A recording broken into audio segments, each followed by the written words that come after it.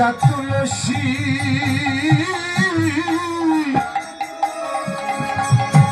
জেনে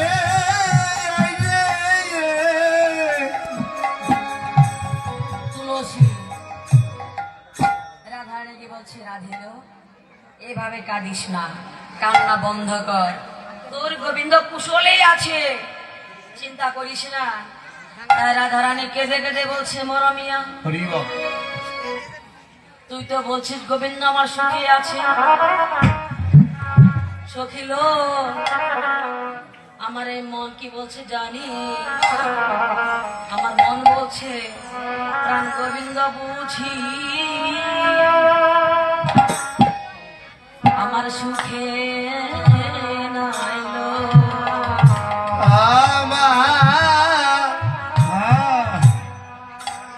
আমার প্রাণ গোবিন্দ বোঝে সুখে নাই রে, নইলে পরা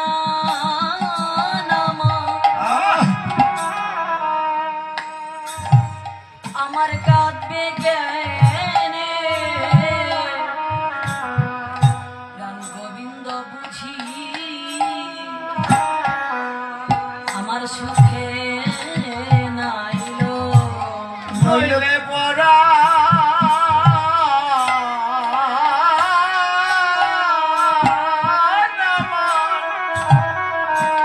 কাঁদবে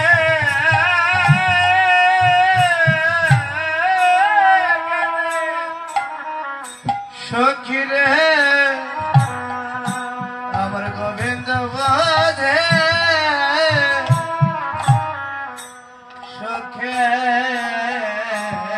নাই রে। ও তুলসী,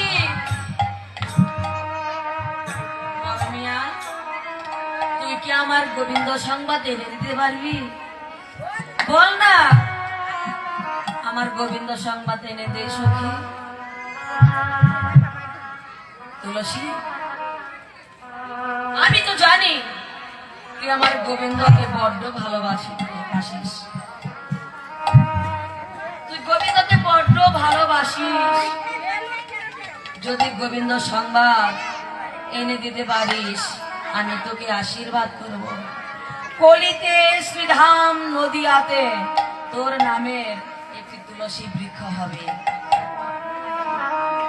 সখিল ওই তুলসী বৃক্ষ কেটে কেটে মালা গেথে যেজন গলে দিবে এই তুলসীর মালা, যেজন গলায় দিবে এ তুলসীর মালা, বলি থাকবে না তার দেহে কোন বিষয়ের জ্বালা, একবার যেজন গলে দিবে ওই তুলসীর মালা, আর থাকবে না দেহে এই বিষয়ে জ্বালা, যেজন গলে দিবে হারি তুলসীর মালা, অন্তর থাকবে না তার ওর বিষয়ের জ্বালা, যেজন গলে দিবে ওই আমার তুলসী মা, আবার যেজন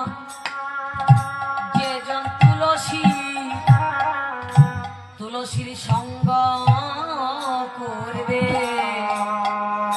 যেজন তুলসী সঙ্গ করবে, বলি তার ভাগ্যে গো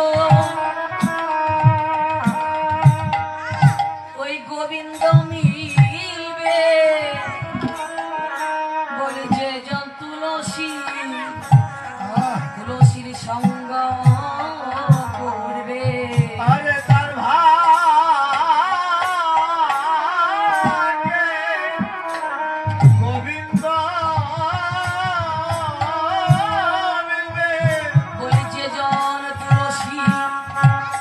তুলসীর সঙ্গ